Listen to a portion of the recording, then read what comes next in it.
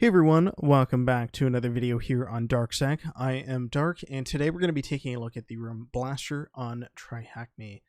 This is one of the rooms that I created that I've been meaning to do a video on for a while now, but I had to fix a thing that we're going to see a little bit later on, and I'll mention it once we get to it.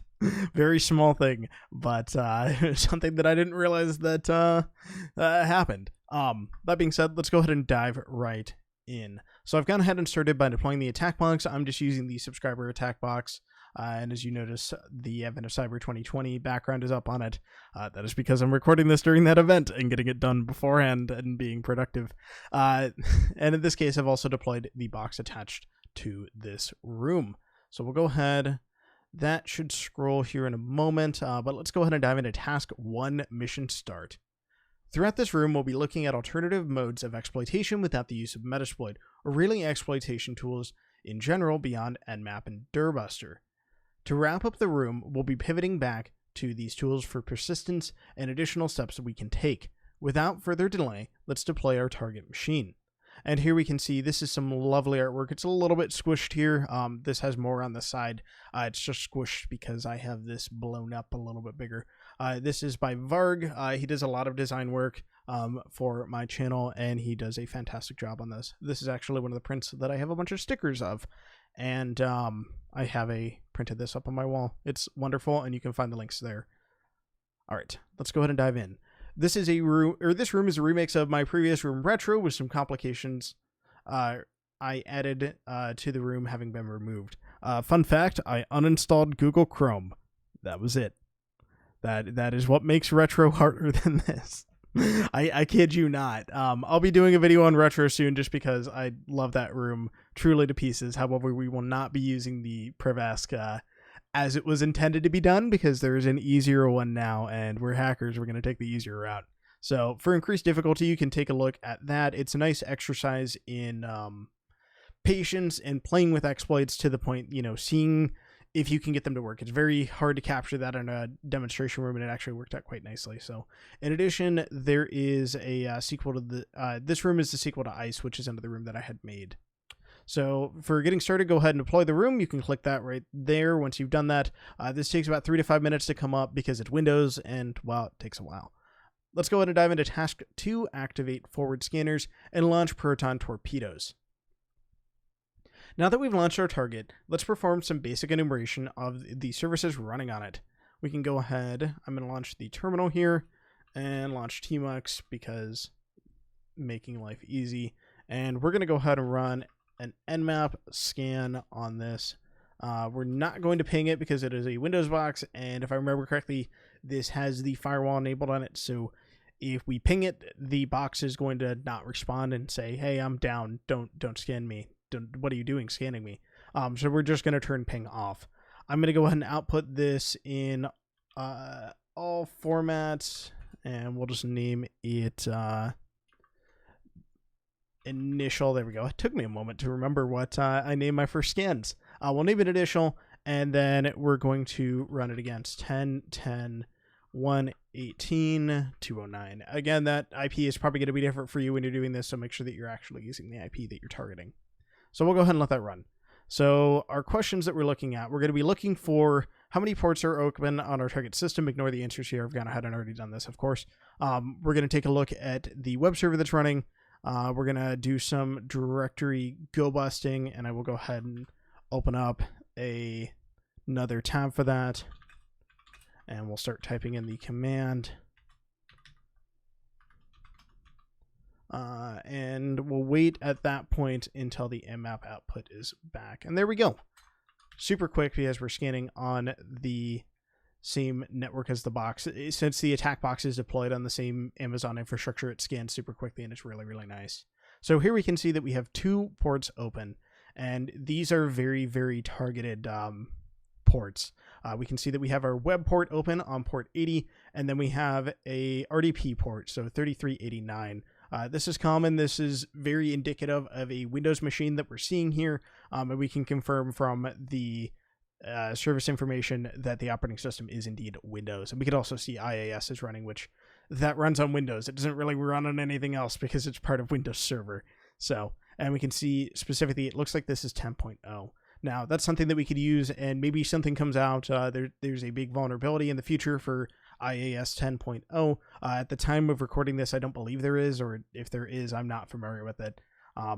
So we'll take a look at this website and see what we can get. RDP, we won't look at initially, as this is traditionally something that we would expect to need credentials to access. So let's go ahead. We'll pull up Firefox, and we are going to go to the site in this case and see what is cooking.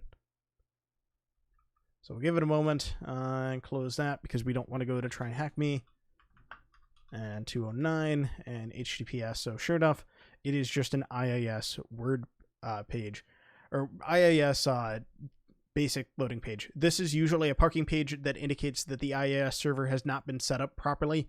However, because we are informed that we need to do some initial enumeration on this, we know that there are likely directories further down into this. Let's go ahead and minimize that for now, and we're going to flip back over to this tab where we're going to perform some go busting on it. 209, and then we're going to set our word list to USR share derb, and then let me see, word list 2.3. Let's see what we got. We want Durbuster, not Derb. I always move this out of here.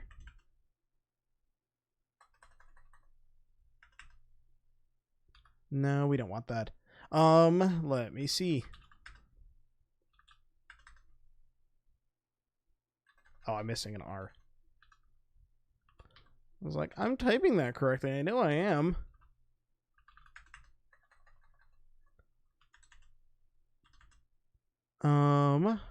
Okay.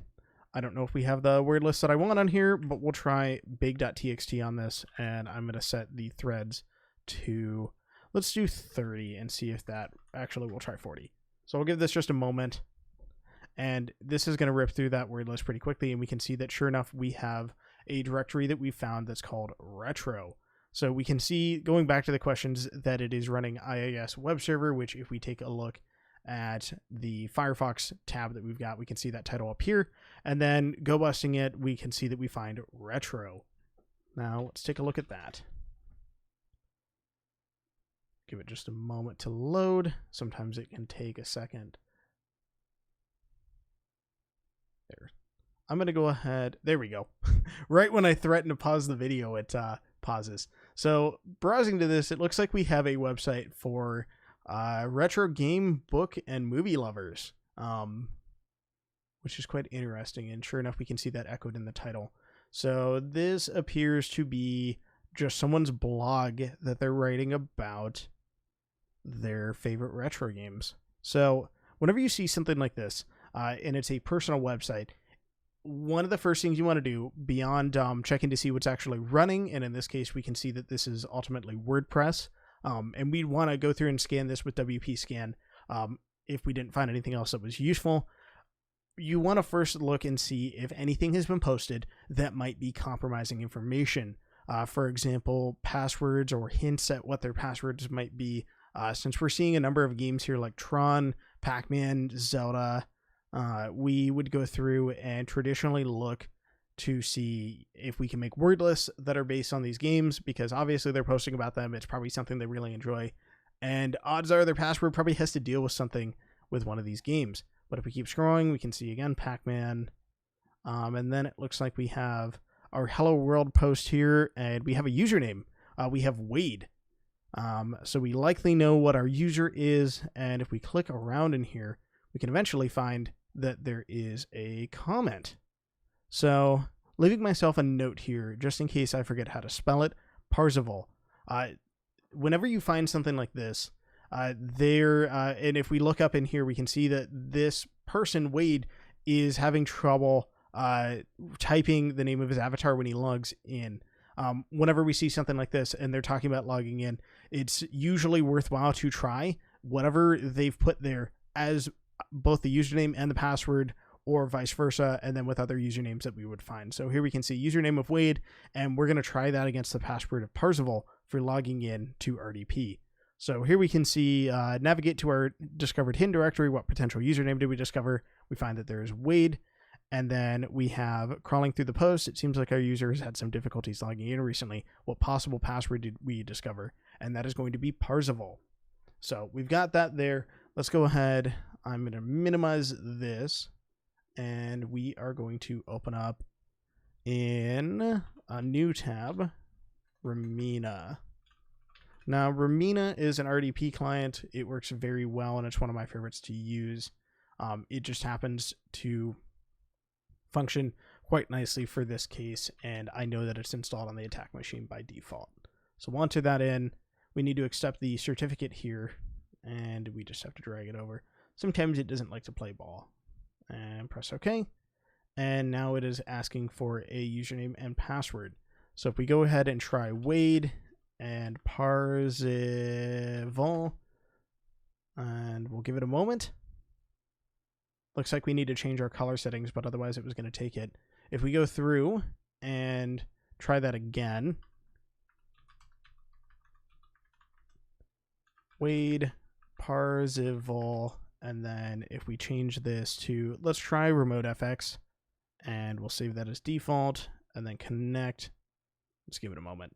And sure enough, it's going to let us log in.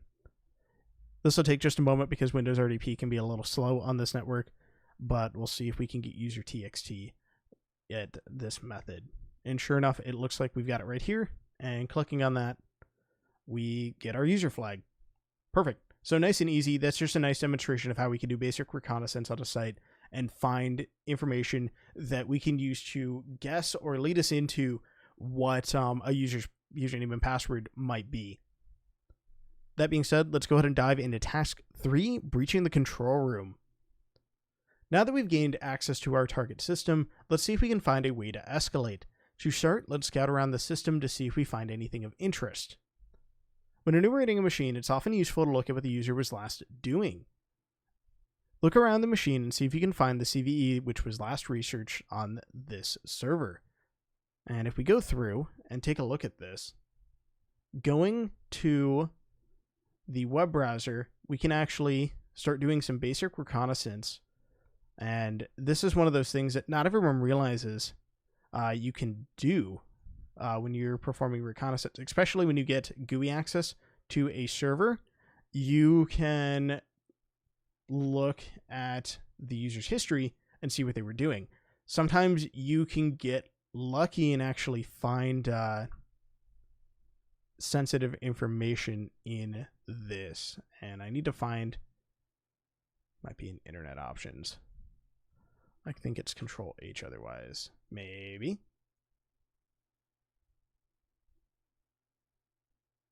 Okay, hold on. I will pause. I need to figure out how to find the Internet Explorer history again. I don't use this browser very often.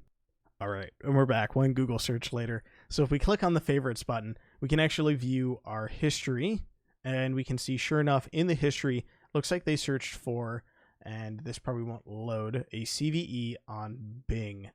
What a wonderful place to search in the first place. But we can see that we have a CVE. Typically, this would be buried in a little bit more search information, but this is something that's pretty indicative that obviously the person who is using this server is worried about this. It's something we should look into, as it probably is something that can benefit us. So we have our answer for this one. It is going to be CVE 2019-1388, which is a very interesting CVE. Because it abuses signed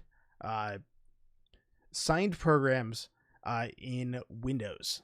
So there was, for a very short amount of time in Windows Server, that if you launched an executable that was signed by Windows and would run as an administrator, you can actually click on the options of it, review the information about it, and that would open up a privileged version or privileged running, or a high integrity running Internet Explorer session. So it would open up Internet Explorer running as admin. And from there, we can actually start the command line doing some very fun things. In this case, we find that the user actually left the executable that you used to test this. This was one that was originally on Microsoft's website. However, they ended up removing it because we can't have too many fun things. And if we click on this, we can see by clicking show more details and show information of publisher cert, and then clicking on the VeriSign information, and you close out of this, we'll see that we have, sure enough, Internet Explorer that opened up. And you may think, well, this is pretty innocuous. It's just Internet Explorer showing us information about VeriSign. Well, if you do Control S, we can see that it's going to error out a little bit, but we get a file browser. And this, if we type in CMD up here, we suddenly have this command prompt that'll pop up that is running as administrator. So you can see how this gets very dangerous very quickly, that we have this high integrity session or program that's opened up, and it can spawn other programs that are running as administrator.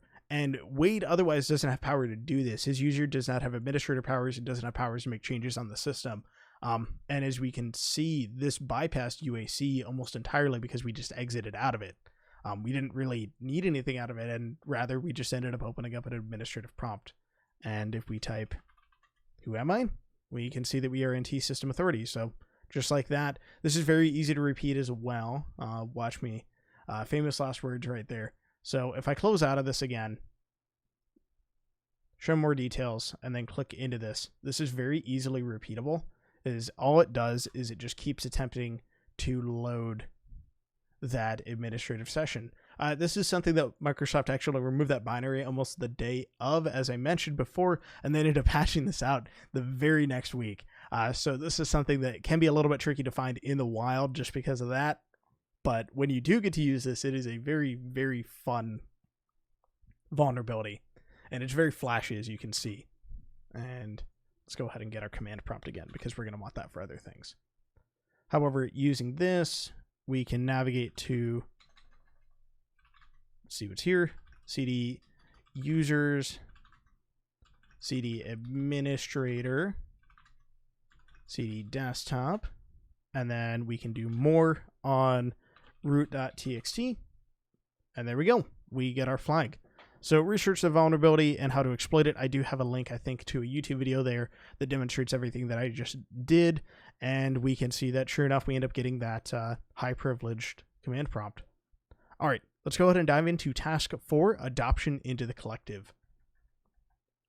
Now that we've thoroughly compromised our target, let's return to the exploitation tools so that we can gain remote shell access and persistence. And this can be a little bit tricky, as I believe, I can't remember if this Windows is running Windows Defender or not, but we're going to do some fun things with it all the same.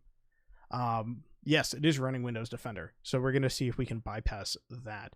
So let's go ahead and return to our Kali machine, and in this case, it's just our attack box.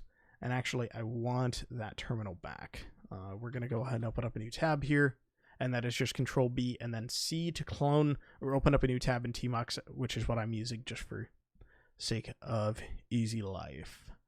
Since we know it's running Windows Defender, let's go ahead and try a different method of payload delivery. For this, we'll be using the script web delivery exploit within Metasploit. Launch Metasploit now. We'll do that now. I'm doing -Q just so it doesn't show the banner and it loads a little bit faster, and select exploit multi-script web delivery for use. So this is very, very cool. This is something that I was working with the mayor at the time, and he showed me this, and I hadn't used web delivery all that much. It's just a nice way to bypass protections, and we'll see how it ends up going here in just a moment. So why are we doing this? Why are we backtracking to Metasploit? So we want remote shell access as it gives us a lot more flexible power into the machine, while having a full GUI access is nice, and we can certainly do a lot with that.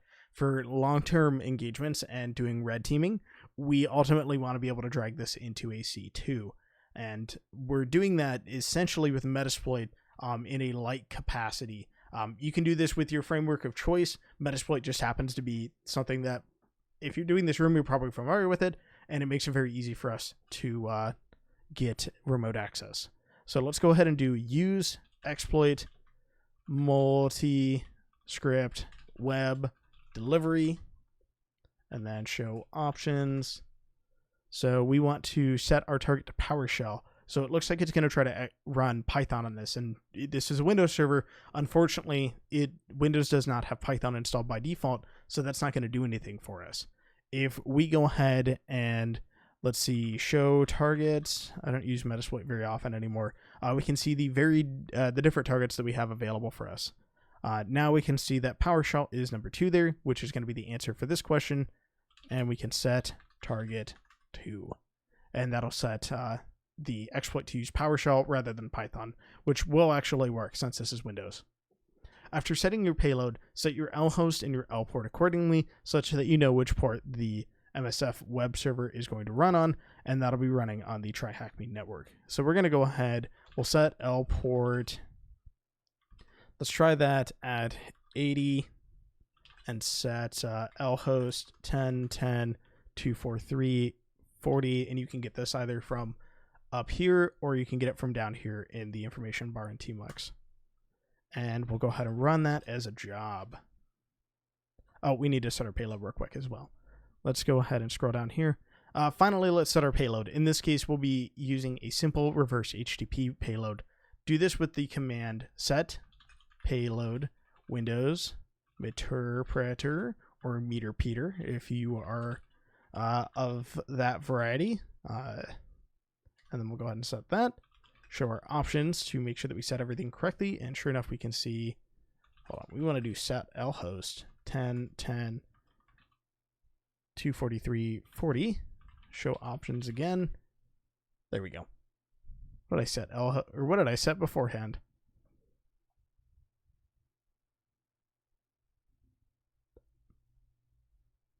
I don't think I did. Okay.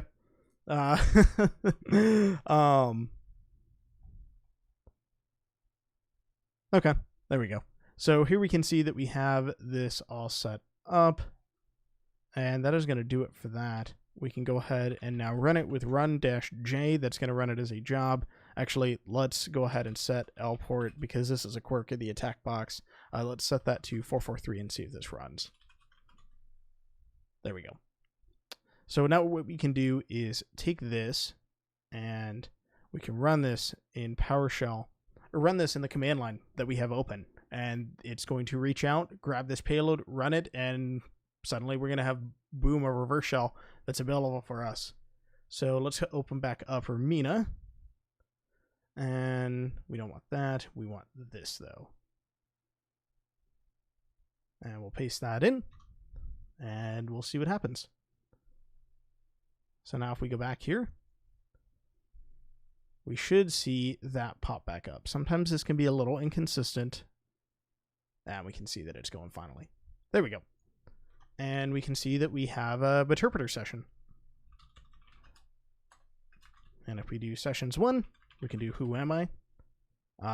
Get UID rather, because this is interpreter. And we can see that we now have a remote shell running as NT system authority. Perfect. So return to the terminal, we spawned with our exploit, and this terminal pastes the command output. We've gone ahead and already done that. Sometimes if you are having trouble with copying this in, you can use Python 3 and then the http.server module and just host it in a text file and download that. Makes it nice and easy. And a couple things else that we can do. So if we want to, we can set up persistence. If we take a look at the help menu in this, we can see that there should be a persistence command here. And should be just a little bit up. However, we can also find this with Googling, that if we run the command run persistence-x, it's going to run a persistence module, and in this case, I believe it just sets it as a task that'll run when the machine reboots, or run periodically rather. That is going to set persistence, but we can see, irregardless, we have a reverse shell, and we can do all sorts of nasty things from this now. Again, really good to know, because this is something that as you're getting into red teaming, you are going to want to take your machines and transform them from being a short-term shell into something that is sustainable and something that will periodically call back with a proper command and control framework. If that's something that interests you, we also have the Empire Room, which I will be doing a video over hopefully soon. I will have that linked in the video description. As always, if you have any questions, I will have both the DarkSec community Discord linked below, as well as the TryHackMe Discord. If you enjoy this content, subscribe to me on YouTube, follow me on Twitter, and I will see you guys next time.